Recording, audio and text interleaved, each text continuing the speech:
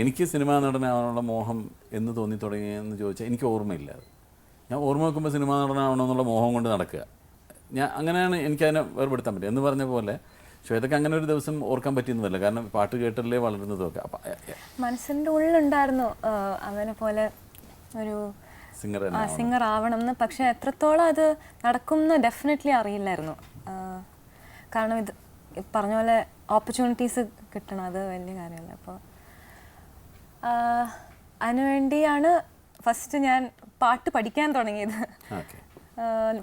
വളരെ ലേറ്റായിട്ടാണ് ഞാൻ പാട്ട് പഠിക്കാൻ തുടങ്ങിയത് തന്നെ. ഞാൻ 11th അത് കഴിഞ്ഞിട്ട് എൻ്റെ സിംഗിങ്ങിൽ കുറച്ചെങ്കിലും കോൺഫിഡൻസ് വന്നിട്ടാണ് ഞാൻ എൻ്റെ ഡെമോ ഒക്കെ ഉണ്ടാക്കിയത്. അപ്പോൾ അതായിരുന്നു ഫസ്റ്റ് സ്റ്റെപ്പ്, ഒരു പാട്ട് പാടണം എന്ന്.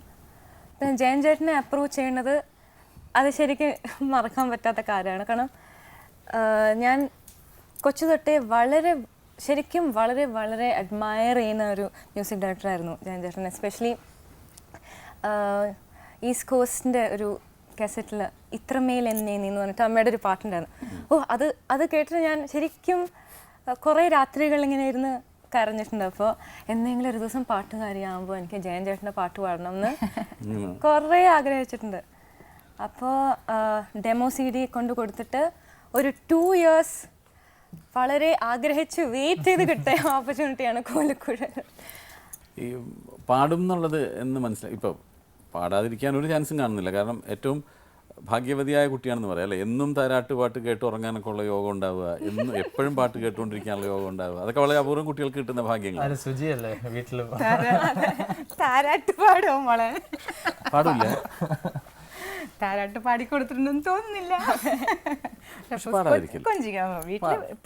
ഫുൾ പാട്ടാണ്, ഞാനും പാട്ടാണ്, എൻ്റെ ഹസ്ബൻഡും പാട്ടാണ്. അറിയാലോ, എനിക്ക് ഡോക്ടർ അറിയാം. അപ്പോൾ എന്തായാലും പാട്ടായിരിക്കും എന്നുള്ളത് ഉറപ്പാണ്. അത് കേട്ട് തന്നെയാണ് വളരുന്നത്. പക്ഷെ എന്നാലും ഈ ഒരു ടാലന്റ് ഉണ്ടെന്നുള്ളത് എന്നും മനസ്സിലായി. പാട്ട് ചെറുപ്പത്തിൽ അങ്ങനെ ചെറുതിലെ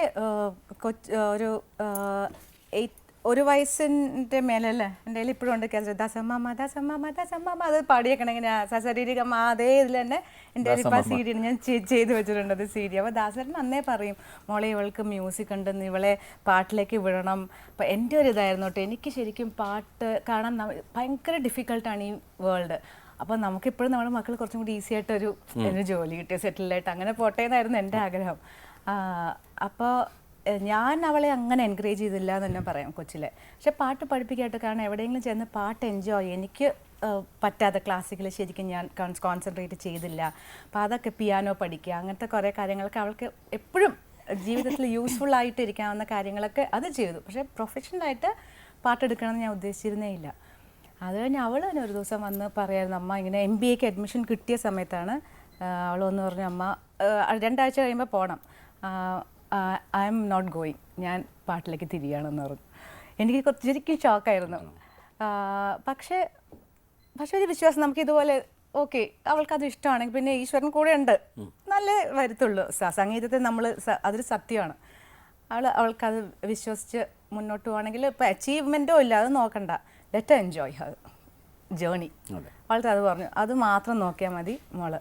എന്നിട്ട് ഓഫ് കോഴ്സ് ഇവരെയൊക്കെ ഡെമോ കൊണ്ട് കൊടുക്കാൻ പറഞ്ഞു. ഈ സമയത്ത് ഐ ഹാവ് ടു ഒരു കാര്യം ലോഹി സാറിനെ പറ്റി പറഞ്ഞേ പറ്റൂ. ശ്വേത ഇപ്പോൾ മലയാളം എഴുതാൻ അവളുടെ ഉച്ചാരണവും എഴുതാനും അവൾ ഒരുപാട് ഇമ്പ്രൂവ് ചെയ്തു.